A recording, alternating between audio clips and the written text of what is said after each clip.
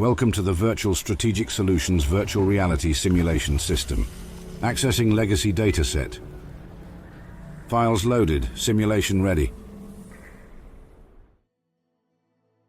The Wayward is a recently established dram shop not too far from Vault 76, at the intersection of routes 88 and 86. Located across the street from the Overseer's camp, it is owned by Duchess, who built it from scratch, and frequented by Mort and Saul. Shortly after its establishment, the Wayward became involved in the treasure craze sweeping Appalachia, when a treasure hunter named Crane made a special discovery before disappearing, with his last known location being the Wayward. This attracted the attention of various groups looking for Crane's treasure, including the Free Radicals, who sent Batter to interrogate the bar's regulars for information.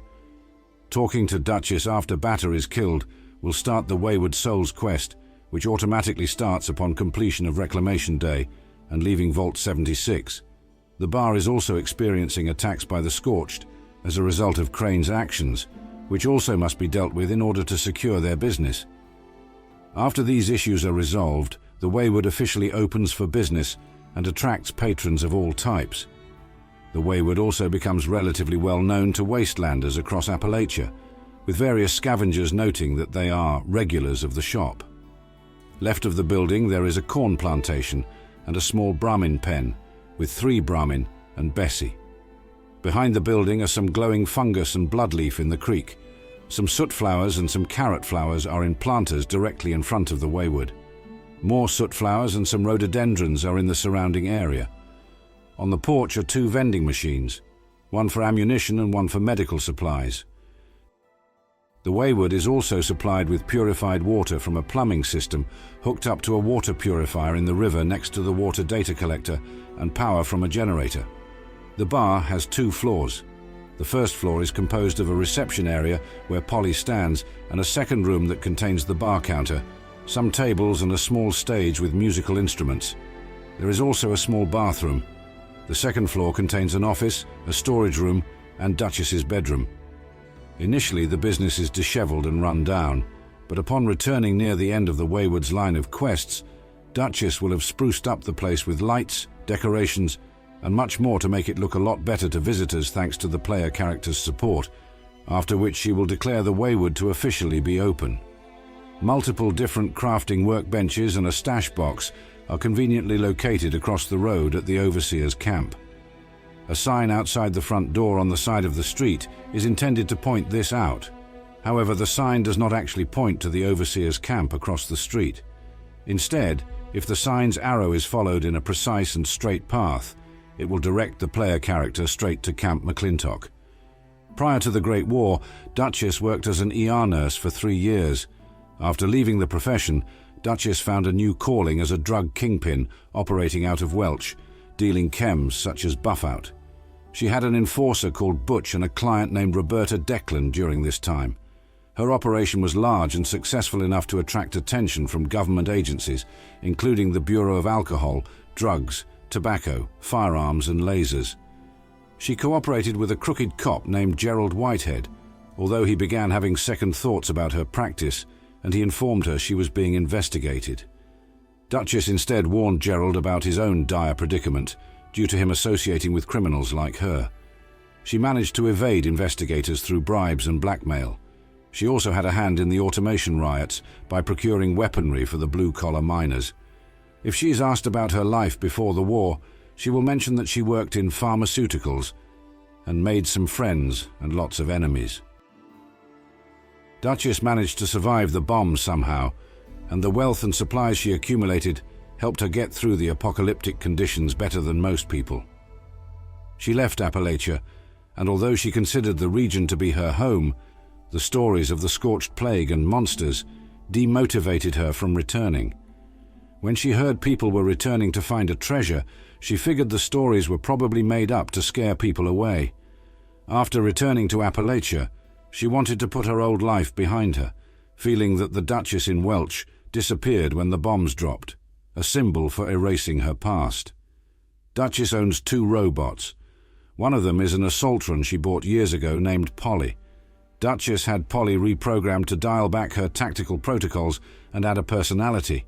However, Saul felt Duchess would boss Polly around like a servant.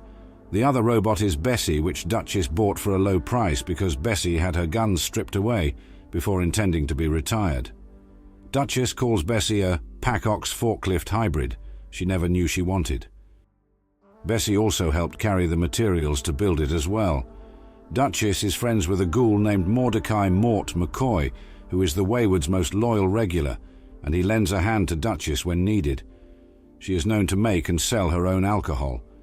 Recently, Duchess has been experiencing problems with aggressive patrons, particularly a gang called the Free Radicals, questioning her about a treasure hunter named Crane. Though the full relationship between Duchess and Crane is not entirely known, it is known that the two previously interacted when she found him at the Wayward, sitting on the front porch.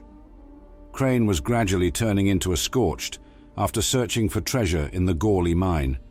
At his request, Duchess restrained him and locked Crane in the Wayward's second-floor storeroom.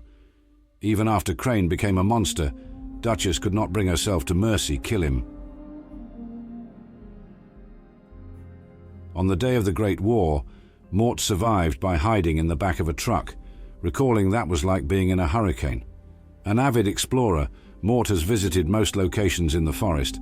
He is a good source of insight on both of those topics. Describing himself as an independent operator, Mort is often hired whenever people need to go through radiation to get something. He is a frequent patron of the Wayward and a friend of Duchess, helping her when she needs assistance while racking up his bar tab at the same time.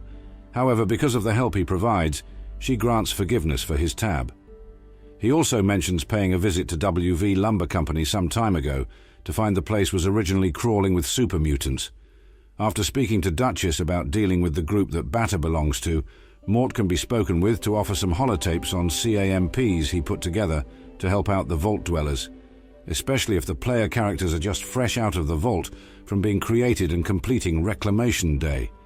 He also mentions that, due to his ghoul physiology, he's able to head into irradiated areas safely, where others like them due to their human physiology would, as he put it, soak up so much radiation that they'd be as cooked as a TV dinner.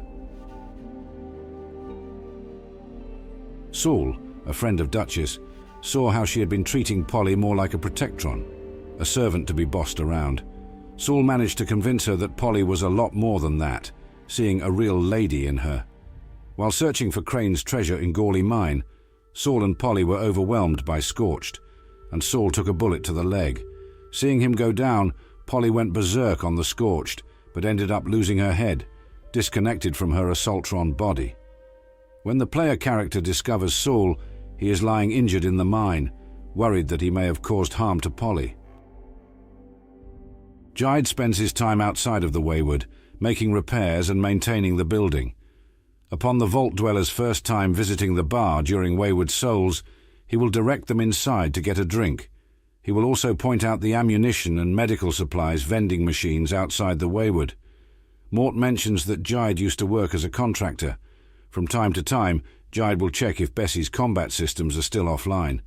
Jide will attack the player if they attack any of his Brahmin. Following its retirement from the military, Bessie was acquired by Duchess as a bargain due to its integrated weapons being removed, with a pair of Protectron hands where its multi-barreled machine guns normally are. She used it as a pack-ox forklift hybrid to haul the materials and supplies she would use to set up the Wayward. Later, Saul gave it a cow-like paint job and voice. Currently, Bessie resides in the Brahmin pen next to the Wayward. With its synthesized voice, it makes cow-like sounds and occasionally describes cow-like sound effects. From time to time, Jide will check if Bessie's combat systems are still offline.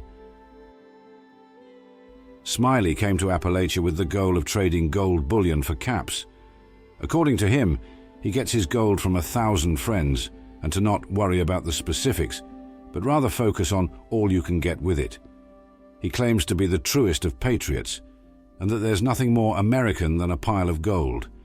He also fancies himself a remarkable individual, and claims those that can afford all his weekly stock of bullion are one as well, since it takes one to know one.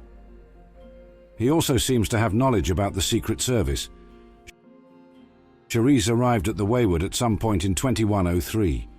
She claims to have many contacts around Appalachia and offers her services to Vault 76 dwellers to help improve their relations with the crater or foundation if they ever get on their wrong side.